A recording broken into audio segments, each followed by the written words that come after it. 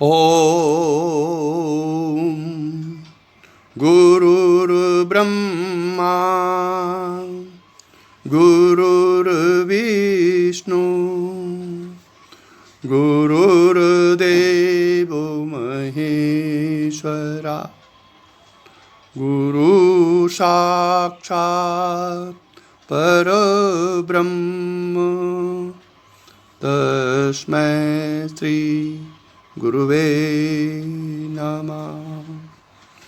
ब्रह्मानन्दं परमसुखदं केवलं ज्ञानमूर्ति द्वन्द्वातीतं गगनसदृशं तत्त्वमस्यादिलक्ष्यम् एकं नित्यं विमलमचलं सर्वदि साक्षिभूतं भावातीतं त्रिगुणरहितं सद्गुरु तं नमामि।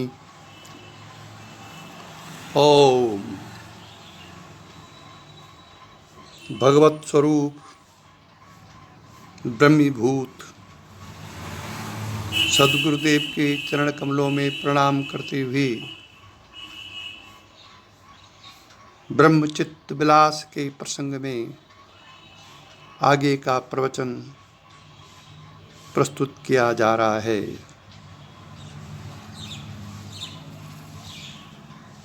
उपनिषद में एक वाक्य है, श्यामात् सबलम प्रपद्ये।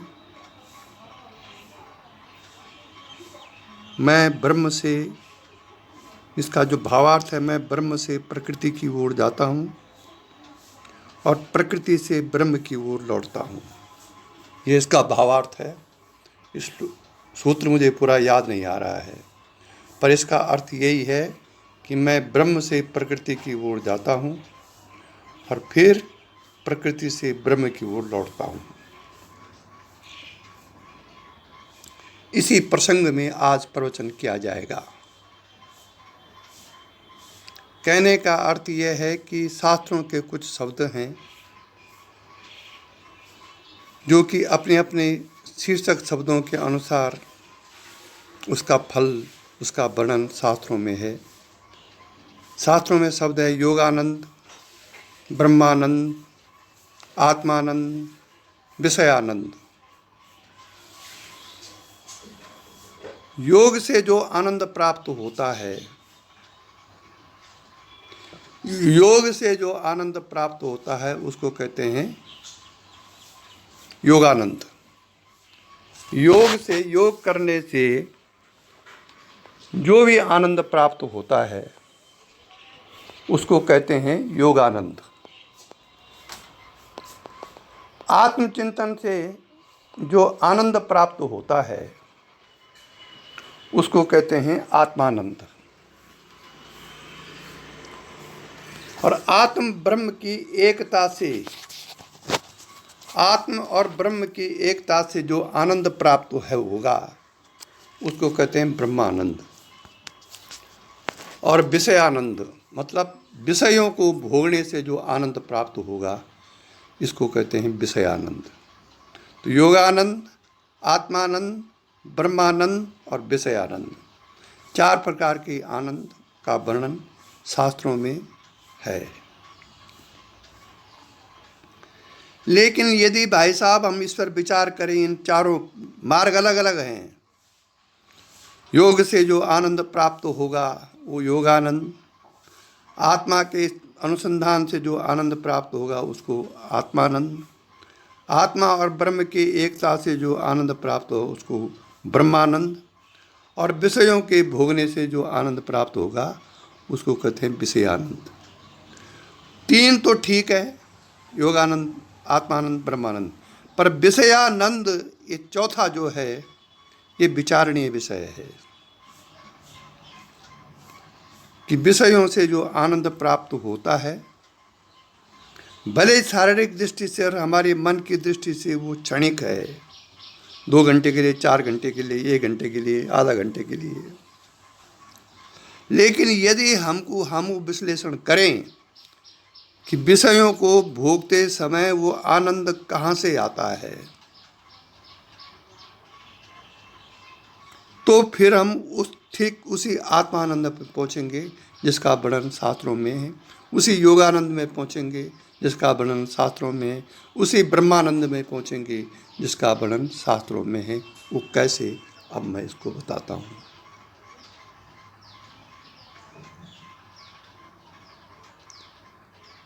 विषय आनंद वास्तव में विषय का आनंद नहीं है। वो अगर हम विचार करें तो जो विषयों से हमको आनंद हो रहा है वो विषयों का आनंद नहीं है, वरन शांत मन में पड़ रहा ब्रह्मानंद का प्रतिबिंब है वो, या आत्मानंद का प्रतिबिंब है वो। मानो सपोज हमको किसी विषय की मन में जागृति हुई, मन में कि हमको अगर ये विषय मिल जाता तो कितना अच्छा था।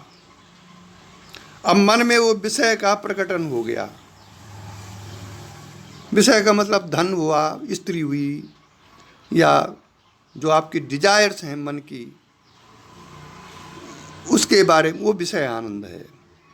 अगर आपको वो विषय मिल गया तो उसके मिलते ही आपको आनंद क्यों आता है, इस पर विचार कीजिए। क्योंकि विषय तो जड़ हैं। अगर हमको स्त्री से आनंद आता तो स्त्री तो जड़ है, धन से आनंद आता है तो धन तो जड़ है, उसमें कोई प्राण नहीं है, कोई चेतना नहीं है उसमें। रसगुल्ला खाने से अगर आनंद आता है तो रसगुल्ला जड़ है। आम खाने से यदि आनंद आता है तो आम जड़ है, तो जड़ में तो आनंद है नहीं। आनंद तो आत्मा का लक्षण है। शास्त्र कह रहा है, गुरु कह रहे हैं, सब कह रहे हैं, ऋषि मुनि कह रहे हैं, उपनिषद कह रहा है। तो फिर उन जड़ विषयों का ग्रहण करने के बाद आनंद क्यों आता है, इसमें यदि हम विचार करें, विश्लेषण करें, पर we have no time for विश्लेषण। दिक्कत यहाँ आ गई है। नहीं तो क्या है, संसार के जितने विषय हैं सब आत्मानंद की झलक हैं ये। यदि हम इसमें विचार करें तो विषयानंद ब्रह्मानंद का प्रतिबिंब है। कैसे, समझाता हूं। मैंने भी शास्त्रों में पढ़ करके, अपने गुरुदेव के प्रवचन सुन करके, उनकी कृपा प्रसाद पा करके ये विश्लेषण किया है मैंने, और इसलिए अपने अनुभव से मैं बता रहा हूँ। सूत्र है शास्त्रों में, एक मुझे याद नहीं आ रहा है क्योंकि मैं कोई शास्त्र ज्ञाता तो हूँ नहीं। आत्मज्ञाता तो मैं हो सकता हूँ, पर शास्त्र ज्ञाता मैं नहीं हूँ पूर्ण रूप से। इसलिए सूत्र पर मैंने पढ़ा है कहीं कि इस संसार में जो चीज़, जो विषय आपको गिराएगा, जो विषय आपकी अंतर चेतना का पतन करेगा, यदि उसी विषय को आप विवेक पूर्वक भोगेंगे तो वही आपका उत्थान करेगा। इस है कहीं सूत्र है ये। जिस चीज़ से हमारा पतन होता है उसी चीज़ से हमारा उत्थान होगा, यदि विवेक जागृत हो गया तो।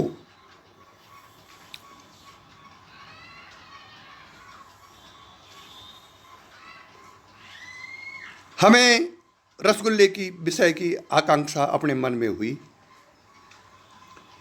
हम कहीं जंगल में, कहीं मिला नहीं वो रसगुल्ला, मैं एग्जाम्पल दे रहा हूँ, कहीं ऐसी बस्ती में जहाँ रसगुल्ला उपलब्ध नहीं है।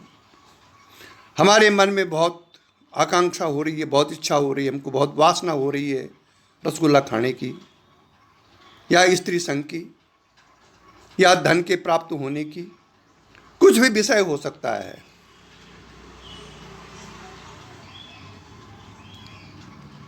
तो उस बस्ती में कहीं रसगुल्ला नहीं है। भगवान से प्रेरित होकर के किसी आदमी ने शहर से आपके पास पहुंचा और उसने रसगुल्ले का एक डब्बा आपको दे दिया। एग्जाम्पल बोल रहा हूं मैं, इससे आप विश्लेषण लगा दीजिए। अब आपके मन में अभिलाषा है कि मुझे रसगुल्ला खाना है, और वो कहीं उपलब्ध नहीं है, और कोई व्यक्ति 2 दिन बाद रसगुल्ला आपके पास ले आया, तो आपकी मन की इच्छा पूरी हो गई, और जो आप उस रसगुल्ले को खाएंगे मन तुरंत अंतर्मुखी होगा। क्योंकि मन को उसकी अभिलषित चीज मिल गई है। तुरंत आपको मन अंतर्मुखी होगा, और जब मन अंतर्मुखी होगा तो वो शांति प्राप्त करेगा। और ज्यों ही उस रसगुल्ला खा के मन में शांति उत्पन्न होगी, मन शांत अवस्था में जाएगा, त्यों ही वो ब्रह्मानंद, आत्मानंद बोलिए या भगवान का आनंद उत्पन्न हो जाएगा। लेकिन हमारा अज्ञान है, दीज आर आवर इग्नोरेंसेस, कि हम सोचते हैं कि रसगुल्ला खाने से आनंद आ रहा है। वास्तव में रसगुल्ले खाने से कोई आनंद नहीं, क्योंकि तो जड़ है।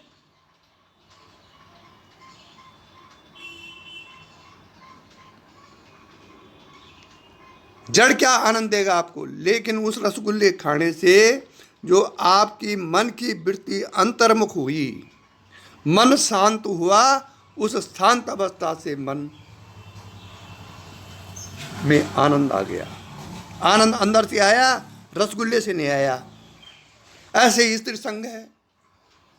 हम समझते हैं इस स्त्री से आनंद आ रहा है, नहीं, हमारा मन उस विषय को भोगने से शांत होता है, और जब तक मन शांत रहता है उस आनंद की अनुभूति होती रहेगी। और फिर आप विषय से हटे, मन फिर अशांत हुआ, और मन जहाँ अशांत हुआ वो आनंद ऑटोमेटिक हट लेगा। इससे सिद्ध होता है कि सांसारिक विषयों से जो आनंद प्राप्त होता है वो ब्रह्मानंद की ही छाया है, ब्रह्मानंद का ही प्रतिबिंब है।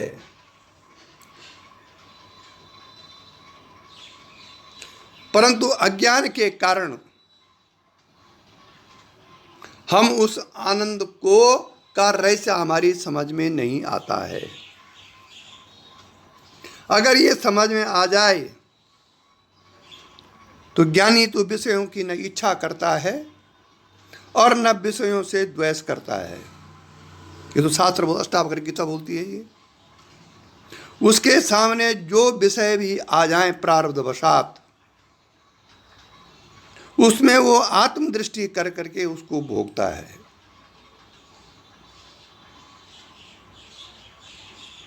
ये तो अष्टावक्र गीता में वर्णन है इसका, मैं घर से तो बोल नहीं रहा हूं। न मुक्ता विषया द्वेष्टा, अष्टावक्र गीता बोलती है न मुक्ता विषया द्वेष्टा, मुक्त पुरुष विषयों से द्वेष नहीं करते हैं। न मुक्ता विषया द्वेष्टा और नवा विषय लोलुपा, और न वो विषयों के इच्छा करते हैं। नवा विषय लोलुपा असंशक्त मना नित्यम प्राप्त प्राप्त मुपास्नुते, वो असंग मन से इस संसार में विषयों के भोगते हुए मुक्त होता है। मुक्ति का जो उसका अनुभव है वो संसार में रहते हुए ही, संसार से हट करके नहीं, संसार में रहते हुए ही वो मुक्ति का अनुभव करता है। ये अष्टावक्र गीता बोलती है। फिर कहाँ रहा आत्मज्ञान या मुक्त अवस्था के लिए कोई आश्रम बाधक नहीं है। ऐसा नहीं कि सन्यासियों को आत्मज्ञान होता है, गृहस्थियों को भी हो सकता है, ब्रह्मचारी को भी हो सकता है, घनघोर गृहस्थी है उसको भी आत्मज्ञान हो सकता है, अगर उसकी अंतःप्रेरणा की जो विचारधारा है उसको पकड़ ले वो। क्योंकि हम विषयों के मोह में पड़े हुए हैं, हमको अन्वेषण करना आता नहीं है, न उस तरफ हमारी जिज्ञासा है, इसलिए हम सोचते हैं कि हमको आम खाया हमने तब बड़ा आनंद आया था। नहीं, आम तो मिला आपको, लेकिन उस आम खाने से जो आपकी कई दिनों से जो इच्छा थी वो शांत हुई, और शांत से आपका मन इंद्रियां जो हैं अंतर्मुख हुई, और अंतर्मुख मन में जब शांति आई तो आत्मा का प्रतिबिंब आपके अनुभव में आया।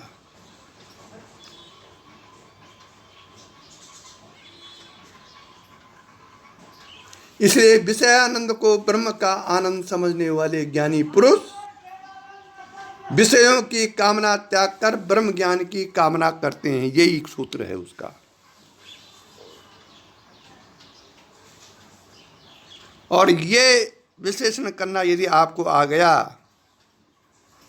तो ब्रह्मानंद का द्वार खुल गया फिर।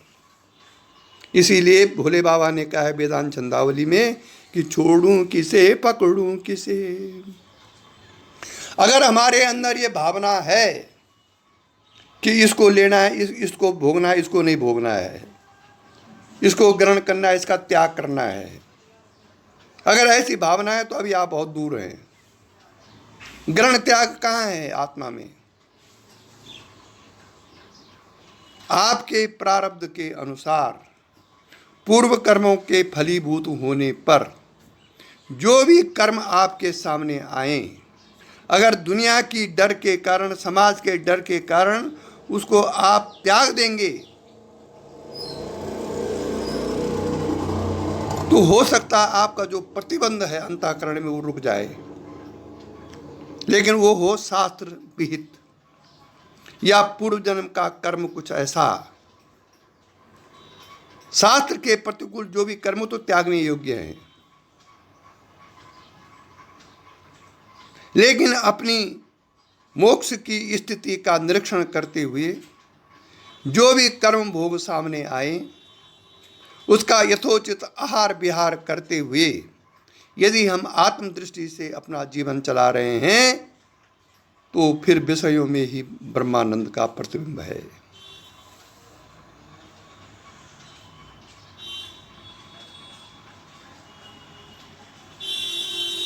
इसलिए विषयानंद विषयों का आनंद नहीं है, क्योंकि आनंद तो वही हो सकता है जहां चेतना है, क्योंकि आनंद चेतना का लक्षण है, जड़ का लक्षण नहीं है आनंद।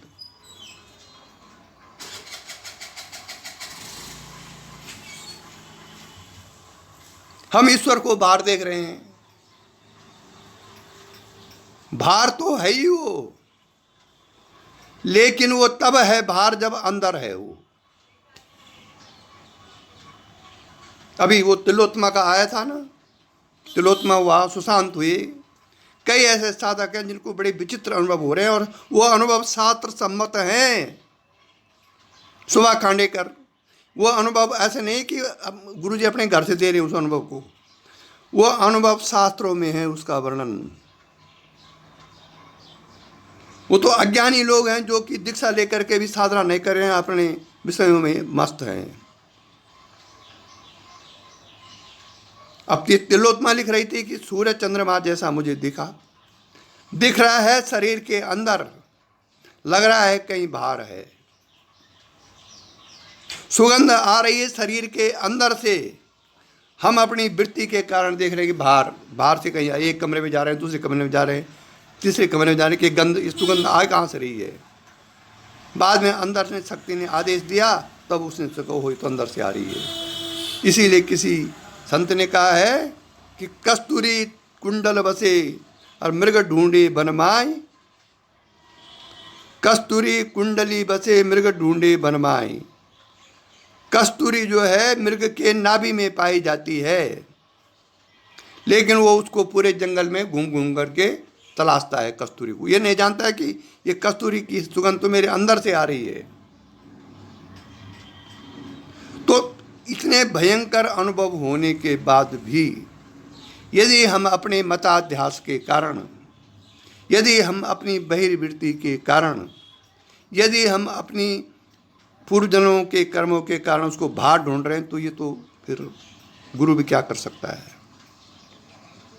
गुरु का काम अनुभव देना है आपको, उस अनुभव पर फल लगाना, उस अनुभव पर फूल पत्ती लगाना, उस अनुभव पर फल लगाना और उस फल को फिर खाना, ये शिष्य का काम है। गुरु कब तक किस शिष्यों के पीछे पड़ा रहेगा? उसकी भी अपनी साधना, अपने प्रारब्ध हैं, अपने दुख हैं, अपने सुख हैं।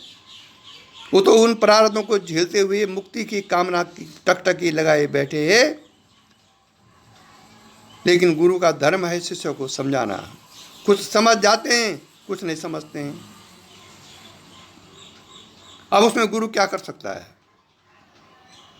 गुरु का एक ही शिष्य हो तो चलो लगा है उसके पीछे। यहाँ 86 शिष्य हैं, 87 शिष्य हैं।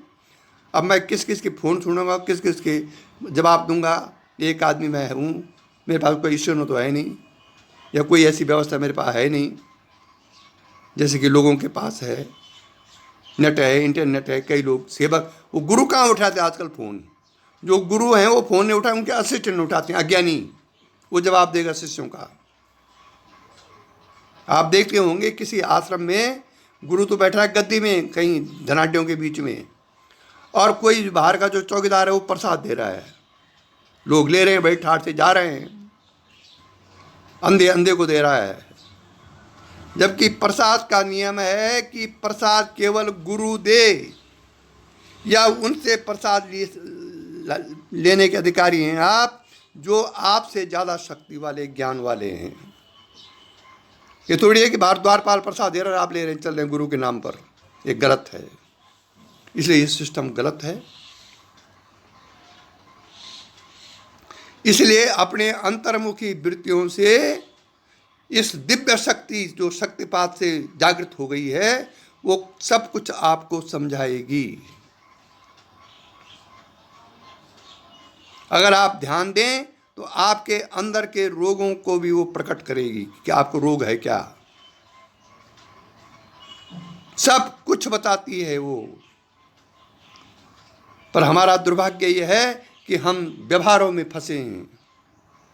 हमने अपनी आत्मा की पूर्ण आहुति व्यवहारों में दे दी है, धन कमाने में दे दी है।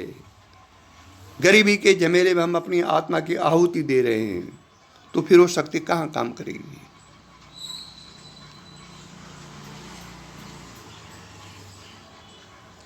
भाई मन तो जड़ है, उसमें भी सुख की संभावना नहीं है। जड़ मन का इंद्रियों द्वारा जड़ विषयों का संपर्क हो रहा है वास्तव में, और उस जड़ पदार्थों से सुख की उत्पत्ति नहीं हो सकती है।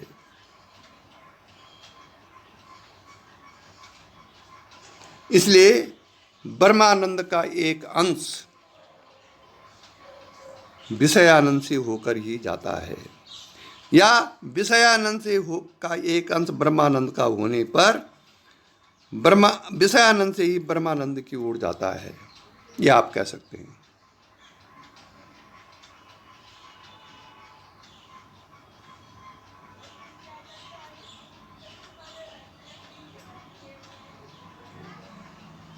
आनंद का जो समुद्र है, आत्मा के आनंद का जो समुद्र है,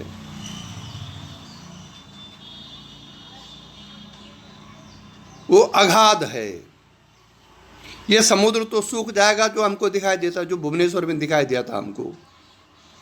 ये समुद्र तो सूख सकता है एक बार कालांतर में, लेकिन आत्मरूपी जो समुद्र है, उसका जो आनंद है, वो कई जन्मों तक नहीं सूखेगा, कई काल तक नहीं। अनादि है वो, उसका कोई अंत नहीं है, अखंड है।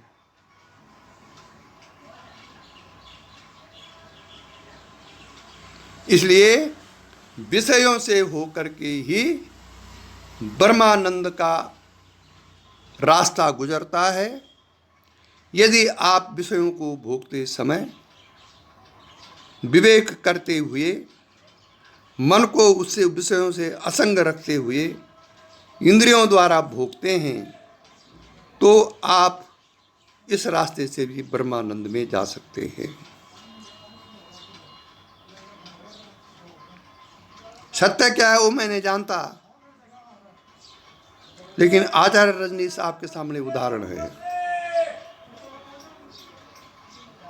उनकी पुस्तकें जब मैं पढ़ता हूं तो मुझे लगता है कि ये तर्क के दृष्टि से आत्मानंद का जो विश्लेषण उन्होंने किया है, या परमात्मा की प्राप्ति का जो विश्लेषण आचार्य रजनीश ने किया है तार्किक दृष्टि से, अपना आप वो वैसे थे कि नहीं वो मैं नहीं जानता, क्योंकि मैंने उनका साक्षात्कार नहीं किया है। लेकिन उन्होंने तर्क के आधार पर जो कुछ बोला वो बिल्कुल कोई परम ब्रह्म प्राप्त परमात्म ज्ञानी भी उसका ऐसा वर्णन नहीं कर सकता है। इसीलिए उनकी इतनी बड़ी ख्याति हुई।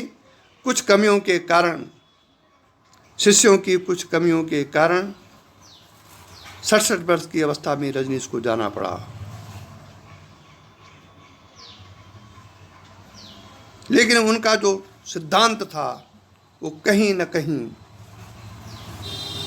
ब्रह्मानंद की तरफ को ले जाने वाला था। लोगों ने उसका गलत अर्थ लगाया।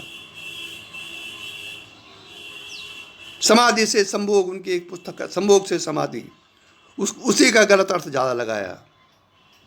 उनका अर्थ था कि जो आनंद उस समय प्राप्त होता है वही आनंद आत्मा में प्राप्त होता है। लोगों ने उसका अर्थ लगा करके वैसे वैसे करने लगे लोग। उनकी गलती ये थी कि हजारों शिष्य फॉलोअर्स कर दिए, वो किस किस को देखते। लेकिन तार्किक दृष्टि से वो एक अच्छे गुरु थे। एक बात मुझे याद आ रही है उनकी कि उन्होंने कहा कि जिस पेड़ की जड़ जितनी गहरी होती है, देखिए आप तर्क देखिए उनका, जिस पेड़ की जड़ जितनी गहरी होती है, जितनी अंधकार में जाती नीचे जमीन के अंदर, वो पेड़ उतना ही ऊंचा होता है बाहर। ये लिखा उन्होंने कहीं, मुझे याद नहीं है, पर मैंने पढ़ा है ये। अगर आप विश्लेषण करेंगे तो कितनी ऊंची बात है ये।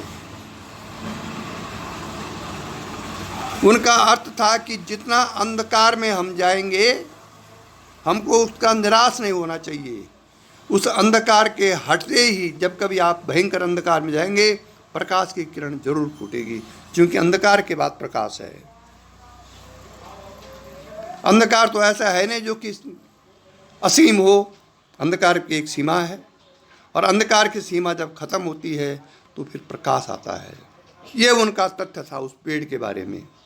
इसीलिए वो इतना, उसकी जड़ें इतनी गहरी जाती हैं, अंधकार में जाती हैं, क्योंकि वो भार जो उसका स्वरूप है वो उतना ऊंचा उठता है, प्रकाश की ओर जाता है। और ये तो शास्त्रों में भी है। ज्ञान और अज्ञान की एक ही सीमा है, एक ही लाइन है ज्ञान और अज्ञान की। उस तरफ गए आप तो ज्ञान फूटेगा, इस तरफ आए तो अज्ञान रहेगा। जैसे कि हमारे आंखों की क्षितिज एक पीक है, और जब हमारी आंखों की दृष्टि उस पीक में जाती है तो हम वहाँ पर देखते हैं कि आकाश और वो पीक दोनों मिले हुए हैं। दूर से देख रहे हैं हम सोचते हैं आकाश यहीं तक समाप्त हो गया। लेकिन यदि खुदा ना ख्वास्त हम उस पीक पर गए फिर, तो उतना ही आगे फिर दिखाई देगा आकाश। फिर वहाँ जाएंगे तो फिर उसे आकाश और उतना ही आगे दिखाई देगा।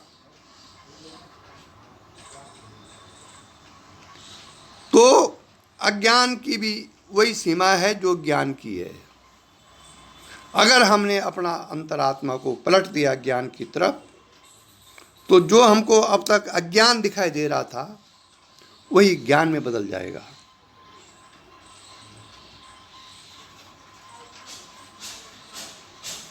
इसलिए तथापि तृष्णा रघुनंदनस्य विनाश काले विपरीत बुद्धि। ये जो तृष्णा है, भगवान राम को ये तृष्णा ही खा गई। क्या वो जानते नहीं थे कि सोने का मृग नहीं होता है? अच्छे प्रकार जानते होंगे कि सोने का मृग होता ही नहीं है। लेकिन मोह के कारण, सीता जी के कारण, वो सोने के मृग के पीछे दौड़ पड़े, और दौड़ते दौड़ते जंगल में चले गए और तीर मारा तो सोने का मृग मर गया। वो मारीची था, रावण ने कपट छल के भेज रखा था। क्या भुगतना पड़ा राम को? सीता रावण सीता का अपहरण कर गया, और क्या क्या किया, फिर क्या क्या दुख नहीं झेले, कैसे कैसे किया। तो हमारी तृष्णा यदि नहीं मरी तो ये तृष्णा हमको कहीं भी ले जा सकती है। इस प्रकार से श्रुति और स्मृति प्राणों से पता चलता है कि प्राणी जिसे विषय सुख समझते हैं, हम जिसे विषय सुख समझ रहे मनोवृत्ति के कारण वास्तव में वो ब्रह्मानंद का एक अंश है। क्योंकि जड़ वस्तु तो आनंद दे ही नहीं सकता। विषय जड़ है, मन जड़ है, बुद्धि जड़ है, इंद्रियां जड़ हैं। अगर इसमें चेतना कहीं है तो आत्मा के प्रकाश के कारण है, लेकिन ओरिजिनल तो ये जड़ हैं। अगर हम उनसे आनंद आ रहा है तो उसका कारण ब्रह्मानंद है। क्योंकि आनंद ब्रह्म का लक्षण है, अतः वह लक्षण अन्य उपलब्ध नहीं हो सकता। अब और आगे सुनिए, बहुत अच्छा। हमारे मन में हर समय हर क्षण कुछ न कुछ वृत्तियां चलती रहती हैं। मन शांत है ही नहीं हमारा।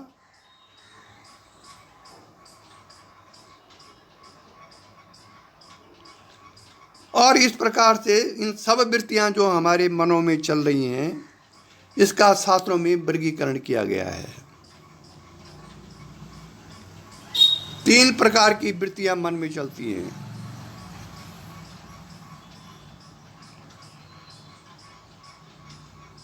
पहली वृत्ति है शांत वृत्ति। दूसरी है घोर,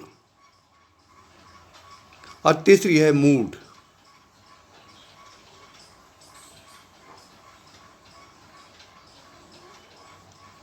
इसमें जो शांत वृत्तियां आती हैं, वो शांत वृत्तियां वैराग्य, शांति, उदारता आदि की शांत वृत्तियां होती हैं। जिनके मन में ये चीजें हैं, वैराग्य आ रहा है, शांति आ रही है, उदारता आ रही है, हर समय मन करता है कि इसको कुछ दे दूं, इसको कुछ दे दूं। जो भी हमको ऐसे लोग मिलते हैं जो कि अभाव में जी रहे हैं, अगर ऐसी वृत्ति ऑटोमेटिक आती है तो समझ लो मन की ये शांत वृत्ति है।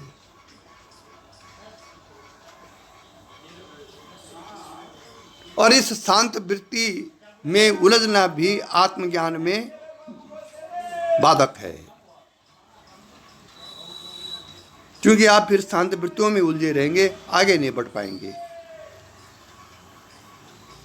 क्योंकि आत्मा तो शांत वृत्तियों का भी साक्षी है, उदारता का भी साक्षी है, वो शांति का भी साक्षी है वो। ओम। अगर आप इसमें विश्लेषण करेंगे इन वृत्तियों में, तो जो हमारा कारण शरीर है ना, कॉजल बॉडी, यू नो, जो हमारा कारण शरीर है, उसमें 3 प्रकार की वासनाएं होती हैं।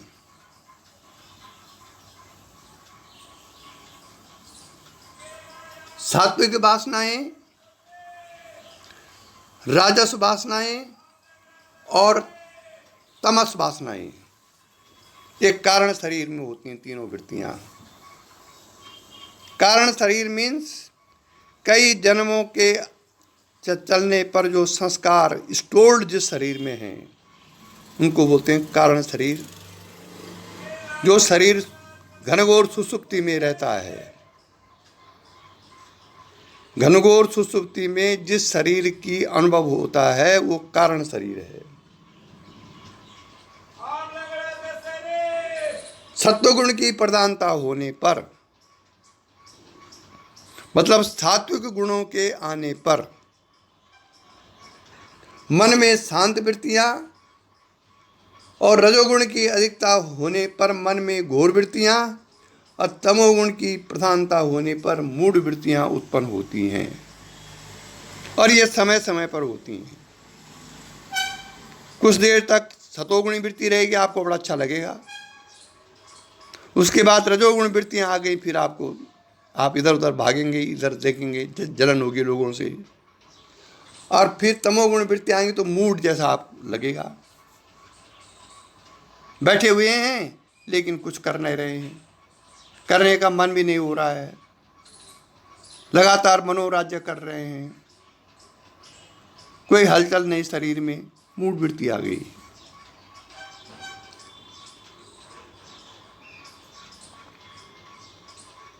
और इस इस घोर वृत्तियों में तृष्णा, स्नेह, राग और लोभ इत्यादि घोर वृत्तियों के अंतर्गत है। और समोह, भय इत्यादि मूढ़ वृत्तियों के अंतर्गत है। आपको हर समय भय है, मरने का भय, धन नाश होने का भय, असुरक्षाता का भय, कहीं मेरी प्रतिष्ठा समाज में चली न जाए उसका भय, कहीं मेरा धन नाश न हो जाए इसका भय। एक काल्पनिक भय जिनके अंदर रहता है, समझ लो कि मूढ़ वृत्ति वाले हैं।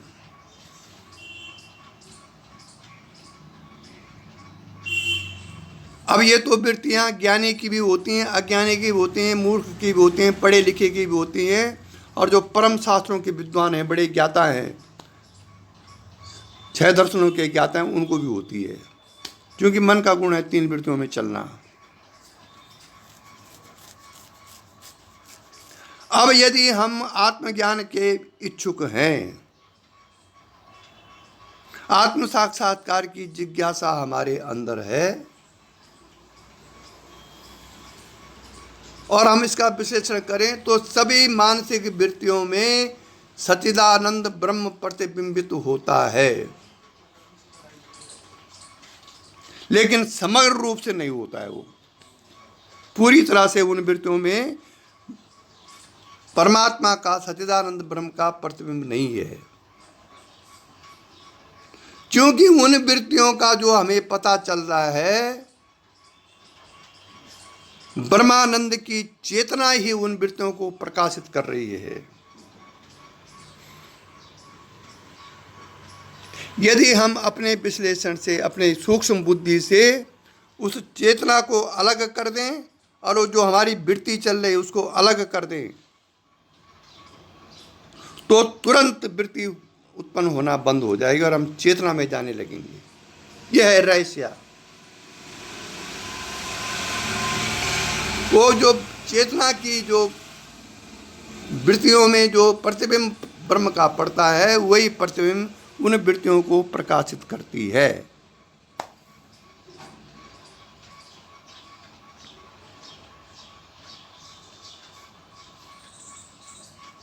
ओम, उस चेतना से ही वृत्ति का रूप स्फुरित होता है।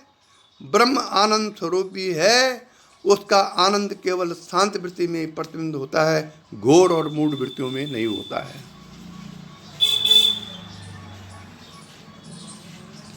इसी प्रकार घोर और मूढ़ वृत्तियों में केवल चेतना का अनुभव होता है, और शांत वृत्ति में चेतना और आनंद दोनों अनुभव में आते हैं। ये शांत वृत्ति का प्लस पॉइंट है। घोर और मूढ़ वृत्तियों में तो केवल चेतना का अनुभव हो सकता है, क्योंकि अगर चेतना नहीं है तो आपको पता कैसे चल रहा है कि ये वृत्तियां चल रही हैं। लेकिन यदि शांत वृत्ति आपकी हैं, मन की शांत वृत्ति है, तो उसमें चेतना और आनंद दोनों का अनुभव होगा।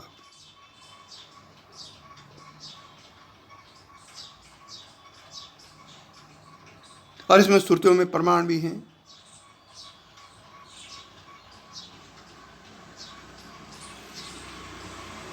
श्रुति कहती है कि रूपम रूपम बभूवासो प्रतिरूपा इति श्रुति।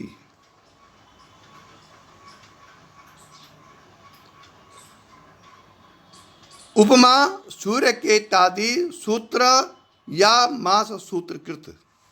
ये पंचदशी का श्लोक है। श्रुति कहती है, मतलब उपनिषद कहता है कि ब्रह्म रूप रूप देह देह में प्रतिरूप प्रतिबिंबित हुआ।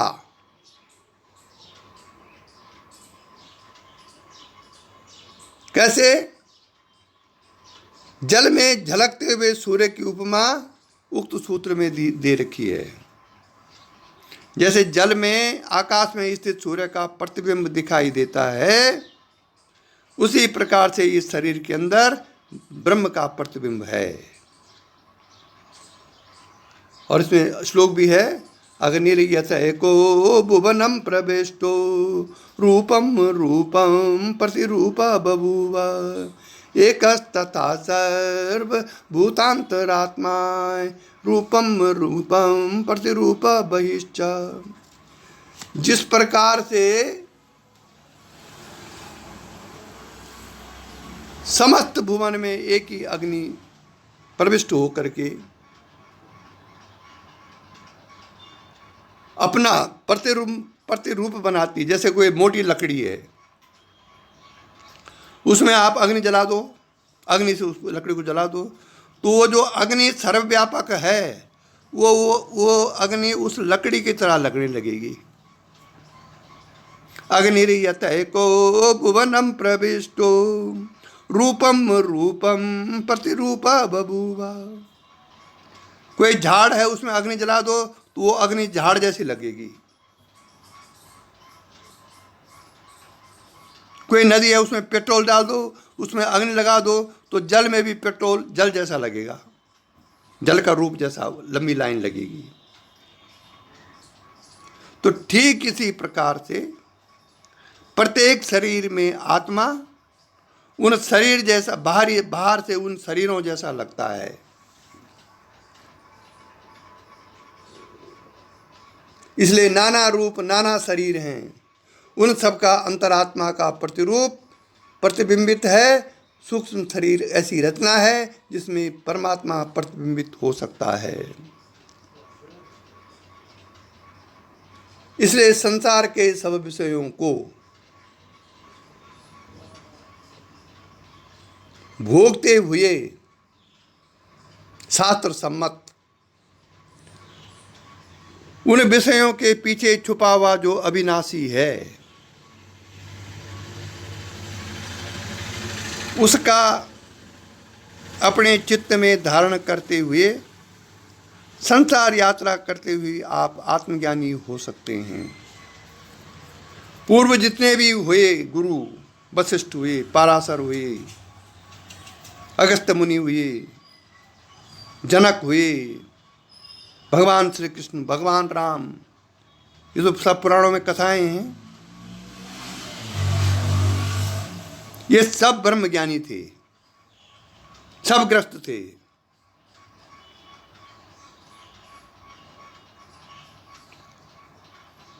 छोटा बच्चा भी माँ का स्तन पीता है।